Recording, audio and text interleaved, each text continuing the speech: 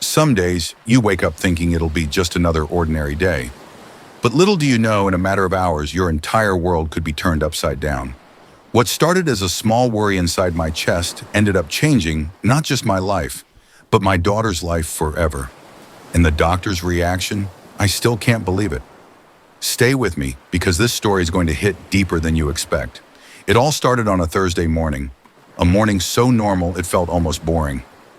My daughter Ellie was sitting at the kitchen table, swinging her legs and munching on a piece of toast, her backpack lying by her feet, ready for school. I remember how the sunlight caught her hair, making it glow like spun gold. She was laughing at something silly on her tablet, one of those funny animal videos she loved. But as I poured my coffee and glanced at her, something made my heart skip a beat. It wasn't anything big at first, just the way she winced a little as she laughed, a tiny, almost invisible flinch. Most parents would probably brush it off. Kids make faces all the time. They're dramatic, right? But there was something about it, something off. I asked her casually if everything was okay. Ellie shrugged, brushing me off like only a 10-year-old can. "I'm fine, Dad. It's nothing." Nothing. That word haunted me for the rest of the morning. After I dropped her off at school, I couldn't shake the feeling. Maybe I was overreacting. Maybe I was being that parent, the one who panics over every little thing. But another part of me, the louder part, kept whispering that something wasn't right. I tried to work sitting at my desk, answering emails, attending meetings, but my mind kept drifting back to Ellie's face. That wince. By noon, I couldn't take it anymore. Without telling anyone, not even my wife, I called the school, made up a quick excuse about a dentist appointment, and picked Ellie up early. She was surprised to see me, her eyes wide, her face questioning. I smiled, ruffled her hair, and told her we were going on a little secret adventure. I remember how her face lit up at that. A secret adventure? To a 10-year-old, that's the stuff of dreams. We drove in silence for a while, Ellie chattering about her school day, the latest drama among her friends, the art project she was excited about. I listened with half an ear, nodding and smiling, but my mind was racing. When we pulled into the hospital parking lot, she grew quiet. "Why are we here?" she asked. I smiled, trying to hide my nerves. "Just a checkup, just to be safe." She nodded, trusting me completely. That trust hit me hard. I silently promised her that no matter what happened, I would protect her with everything I had.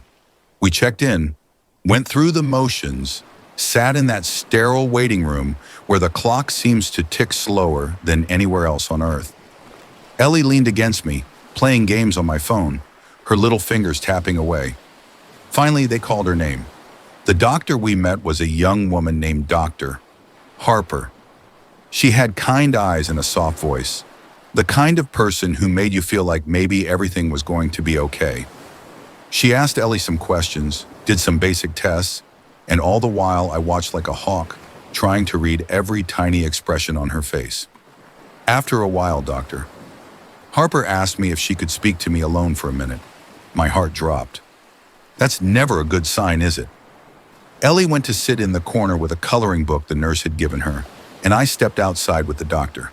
The hallway smelled like antiseptic and anxiety. Dr. Harper's face was serious now, no trace of the warm smile she had worn before. "I'm concerned," she said softly. "I think we need to run some more tests. Something doesn't seem quite right." My mouth went dry. I nodded, unable to speak. She explained that Ellie's reflexes were slightly delayed on one side, that there was some stiffness in her joints that shouldn't be there. Symptoms so subtle that many parents, maybe even many doctors, would have missed them. "But you saw something," Dr. Harper said, almost like she was amazed. "You trusted your instincts, and that might have saved your daughter's life." Saved her life? The words rang in my ears like a church bell. I felt like the floor had disappeared beneath me. I wanted to scream, to cry, to rewind time to that morning when everything was still normal. Instead, I nodded, forcing myself to stay calm. For Ellie, the tests began. Blood work, scans, exams I couldn't pronounce. Ellie was brave, so much braver than I felt. She joked with the nurses, colored pictures for them, made them laugh. Watching her, my heart shattered into 1,000 pieces. Hours later, we sat in a small, cold room while Dr. Harper delivered the news.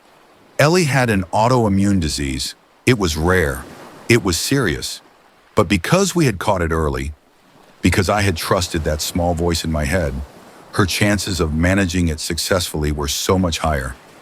Dr. Harper looked at me then, and I will never forget her words. "You saved your daughter's future today," she said. "Most parents wouldn't have noticed. You did. You listened. You acted. You were her hero when she didn't even know she needed one." I broke down right there. No shame, no holding back. Tears poured down my face as Ellie reached out and hugged me, confused but smiling. And you know what? At that moment, I didn't care who saw. I didn't care that I was a grown man crying like a child. All I cared about was that my daughter was going to be okay. We spent the next few weeks learning everything we could about her condition: medications, lifestyle changes, regular doctor visits. It was overwhelming at first. It still is sometimes. There are good days and hard days. Days when Ellie feels like conquering the world, and days when she just needs to rest. But we're facing it together. She's stronger than I ever imagined. And because of that one ordinary morning, because of one tiny wince, she has a fighting chance to live her best life. Now every time I see her laugh, every time she runs through the yard with her friends, every time she hugs me tightly at night and says, "Love you, Dad," I thank God that I listened to my instincts, that I didn't ignore that tiny voice. And Dr. Harper's reaction, that deep respect, that awe in her eyes, it reminded me that sometimes doing the scary thing, the inconvenient thing, can be the greatest act of love in the world. If you're a parent listening to this, trust yourself. You know your child better than anyone. You see things the world doesn't. Don't ever doubt that. Even when it feels small, even when you're scared of looking foolish, trust that instinct. It might just change everything. Before you go, if this story touched your heart even a little, I would love for you to subscribe, like this video, and leave a comment sharing a moment where your instincts proved right. Let's build a community of people who believe in listening to the quiet truths inside us. Thanks for listening, and give your loved ones a hug today. You never know how much it might mean.